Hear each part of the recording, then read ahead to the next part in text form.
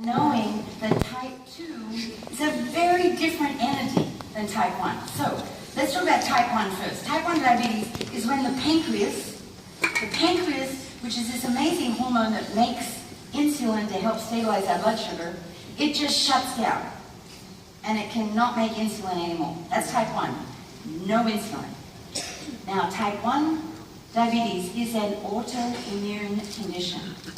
And there's a variety of reasons why their pancreas might shut down. I remember I was in medical school doing my final exams, and a good friend of mine just collapsed during the exams. And we didn't know what was wrong with her, but she actually collapsed in a diabetic coma. The stress of medical school and exams completely shut down her pancreas, and she went into a diabetic coma and needed to be on insulin for the rest of her life. I am not talking about type 1 diabetes in this forum. I could another day, but not in this forum. So let's go over here to type 2 diabetes, which I don't think should even be called diabetes, because it's completely different. Follow the thread here. So, let's say we have someone asleep at the meal and is having pancakes for breakfast and orange juice and Pop-Tarts and spaghetti and high glycemic foods, blood sugar spiking up, blood sugar, so insulin's constantly got to keep the blood sugar down, and insulin keeps having to work. The pancreas works fine, pumps insulin, but what happens is there's too much insulin in the body, too much, opposite of type 1. And so the cell that is the insulin receptors that's trying to get the blood sugar into the cell, they get tired. And so you get insulin resistance. You heard of that? Huh? That just means the insulin receptors don't work so well. And they don't work, but the insulin levels are still high in the body. We've got lots of inflammation. That is type 2 diabetes. Too much insulin. Isn't it weird that we call it the same thing? Okay, so what we want to do is we want to help the body reduce the insulin by our low glycemic eating plan, which we know what that is, correct? Start the day with a NutriMeal, low glycemic. Have your wonderful snack bars, low glycemic. Keep the blood sugar low, so then the insulin receptors become more sensitive. Insulin levels come down, the blood sugar levels are more stable, and so we're starting to impact type 2 diabetes with lifestyle. That's type 2.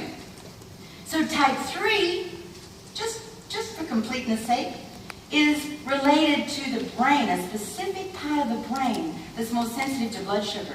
So we're calling a certain kind of dementia type 3 diabetes now.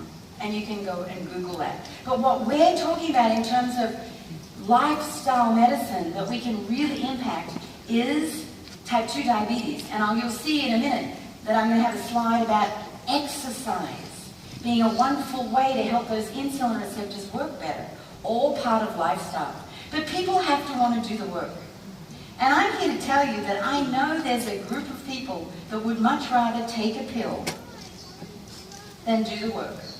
And good for them. They're not the people that I will be working with. They'll know what I do and maybe one day approach, but some people would rather take a pharmaceutical medication than do the work of exercise and eating plan and stress management. Their choice. But also, I believe it's up to the medical community to educate people. When they write that prescription for an oral hypoglycemic, that's a medication that lowers your blood sugar, often they just don't ever say that, hey, through lifestyle, we could relook at this medication. Often it's a prescription people think they've got to be on it forever. So a lot of it is about educating doctors as well, educating the medical community. So, I'm going to sneak this in. I know I talked about it yesterday, epigenetics. But what I love about epigenetics, it gives us what we're doing even more power. Because I'm talking about lifestyle wellness, lifestyle medicine, and some people say, oh yeah, blah, blah. But when people realize that lifestyle can actually impact whether a gene gets switched on or switched off, now we have more power in our conversation. Epigenetics, the control of the genome over and above the actual DNA itself. That just imagine that we have a predisposition, and I see this all the time. I'm going to be really bold and talk to you about something that's, this is Karen speaking here, because I don't usually share this with USANA audiences, but I want to give you an example, and I feel like you're a very sophisticated audience.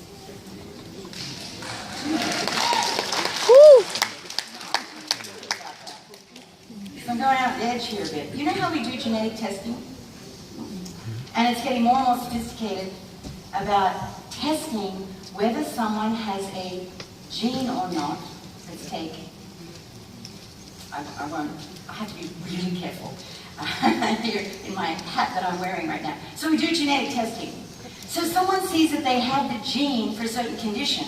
So then they believe that they're going to get it. And we know the power of the mind and suggestion. If you believe you're going to get something, that's going to increase your chances of getting it. If you believe in Herbert Benson's work, the mind-body connection, I believe that. But here's the thing, just because you have a gene does not mean you're going to get that condition. So what, should we do genetic testing or not? If we do, then I believe it's important to also educate about epigenetics. Yes, you might have that predisposition, is the word. You might have the predisposition for that gene to be activated. But if you follow a healthy lifestyle of antioxidants and low glycemic foods and good sleep and good digestive health, that gene does not have to be switched on. You do not have to be your genetic destiny.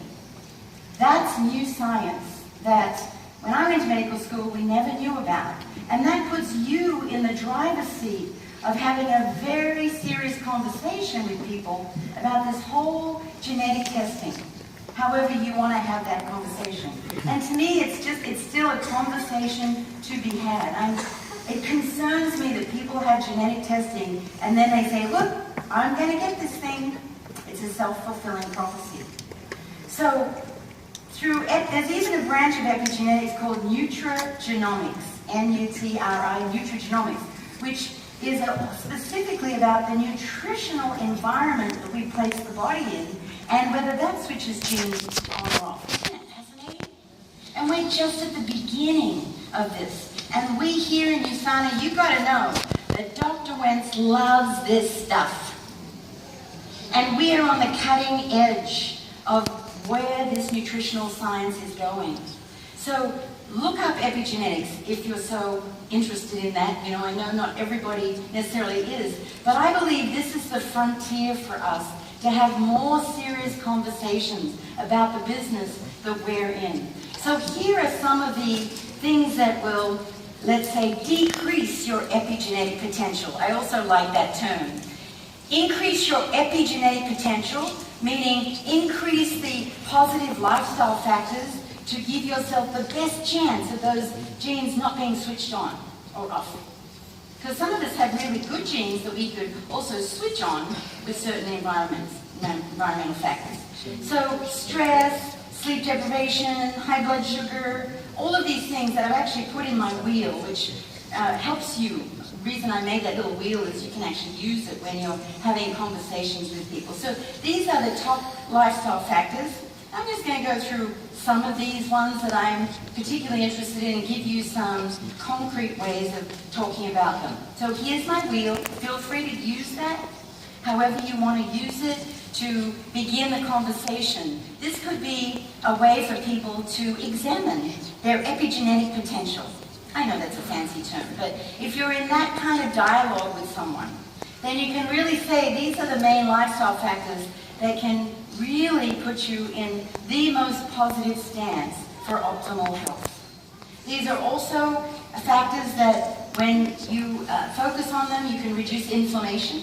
So it's also called the anti-inflammatory lifestyle. It could also be boosting serotonin. We talked about serotonin. All these things, good exercise, good sleep, good antioxidant supplements have the potential to increase your neurotransmitters. So there's a lot of benefit in talking about lifestyle. Just depends where you want to position your conversation with someone. And again, some people never heard of epigenetics, so maybe your job is to actually start educating them. So let's talk about the food plan, and I'm going to review this with you so you know where to speak to people about this.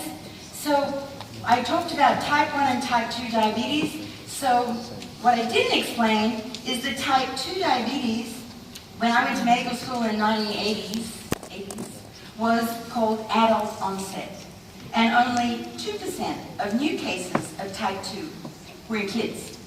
Then we got to the year 2000, and that percentage increased to 30 to 50% of new cases of type 2 in kids. And in 2010, 70% of new cases of type 2, which is the state of too much insulin, is in kids.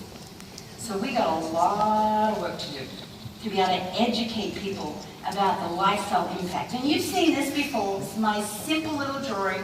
The reason I put this up is because you don't have to be complicated and sophisticated with your drawings. You can literally be sitting with someone with a pad and paper, and you can be drawing your ideal blood sugar level. So this is the blood sugar the body likes to be in.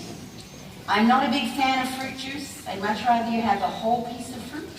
And if you're going to have fruit, it's usually recommended that you have some protein too to decrease the blood sugar impact. But most people, you say orange juice and toast, that should be, not a bagel, because you guys don't eat bagels, do you? So insulin is the hormone that when the blood sugar goes up, it comes out higher the insulin level, more inflammation of the body, and it drops the blood sugar. Then it drops it too low. And when it's too low, the body thinks it's under stress, so cortisol, the hormone cortisol, stores fat. This is why sugar is fattening. We talked about that the other day. This is a very important message to cover over and over and over. And, you know, a lot of people still are in this mindset of want to lose weight. Now, we may not like that term. I don't like saying lose weight. I like to say release weight or normalize weight, because you heard of skinny fat? People that are skinny fat, so they can look like they have no weight to lose, but inside, the percentage of body fat to lean muscle mass is way out of whack, and they're just as much at risk of heart disease as someone that is physically looks like they have to lose weight. That's why the losing weight thing doesn't work for me. But if someone wants to release or normalize weight, I like that language. But people still want to talk about losing weight, fair enough. And that's where you meet them. That's the conversation you have. And one of the ways that they can lose weight is to stabilize their blood sugar. Because these two hormones, insulin and cortisol, store fat. And so the standard American diet, or the standard New Zealand diet, or the standard Australian diet is up and down, up and down. This is also, in kids, what their mood is going to look like. We wonder why we've got an ADHD, ADD issue, and we rarely ask what they're eating. If they were to have a really good Nutrimeal, first thing before they go to school, the kids, which has a good balance of fats, protein, good carbohydrates, stabilize their blood sugar, stabilize their mood, it can have a big impact on their anxiety or their level of hyperactivity. So stabilized blood sugar is the answer, keeping it stable. Through eating every couple of hours, there's one little rule that I have when people do the jump start and they're learning to eat well after the jump start, and that is eat every couple of hours. Don't stop eating because that just stores weight, and eat protein with every meal and snack. Because protein stabilizes the blood sugar. If you use unopposed carbohydrates, for example, spaghetti and tomato sauce. Spaghetti and, I can say that word, tomato. I don't have to say tomato. You may ask what my brain does up here on the stage, depending on where I am. What do you call that dish that's just spaghetti and tomato? Spaghetti. But doesn't bolognese have meat in it? Right.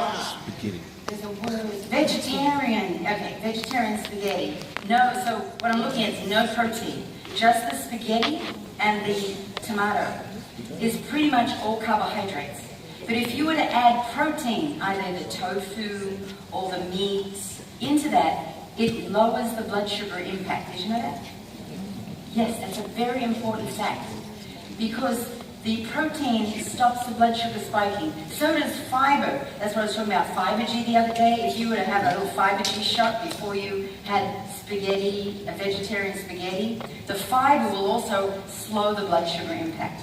These are all just eating techniques and habits that are really good to teach people. That Fiber G shot, it works wonders when you're going to have a meal and you're not quite sure what the choice is going to be.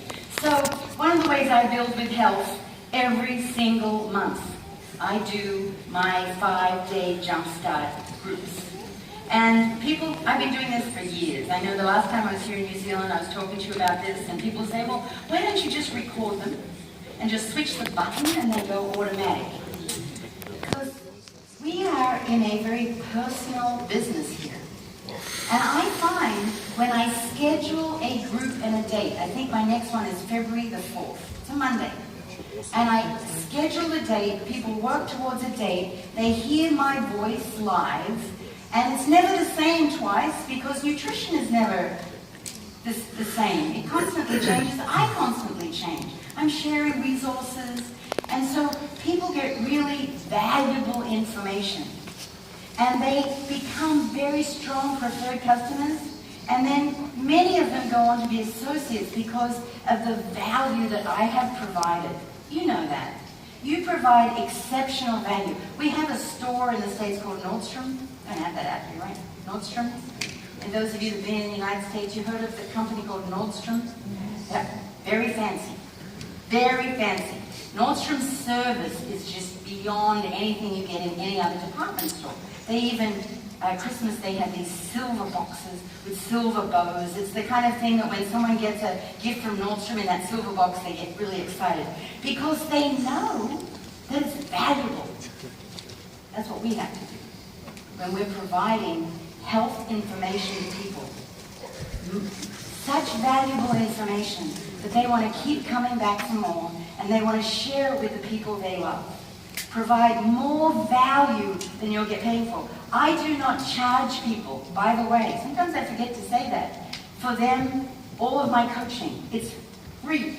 All they have to do is buy the 5-day sugar jumpstart or the transform, and they automatically get the opportunity to hear me live for 3 calls, to get an email every day, to get a guidebook that I created. All of that is exceptional value because that's the position that I believe that we need to be providing with health education. So I love focusing on food. Also, we talked about yesterday the gut. This could be another way that you begin your conversation with someone.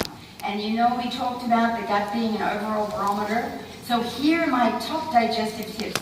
When I was in Melbourne, they particularly liked this slide, which is a summary slide of my top digestive tips. And I did not give this to you yesterday. So no surprise, number 1, take a probiotic. Has anyone actually had someone order a probiotic since we spoke yesterday? Anyone?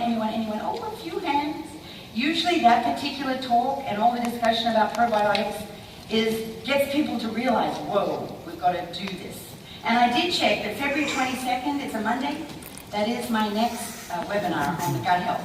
Multi-antioxidant, take the essentials because of the effort that the gut is doing. Fiber, 20 to 30 grams a day. Decreased animal products. Now, New Zealand, you probably have more pure animal products because you know the pastures, they might be less processed because this is the land of good beef, lamb, sheep, right? This is it. This is New Zealand, dairy.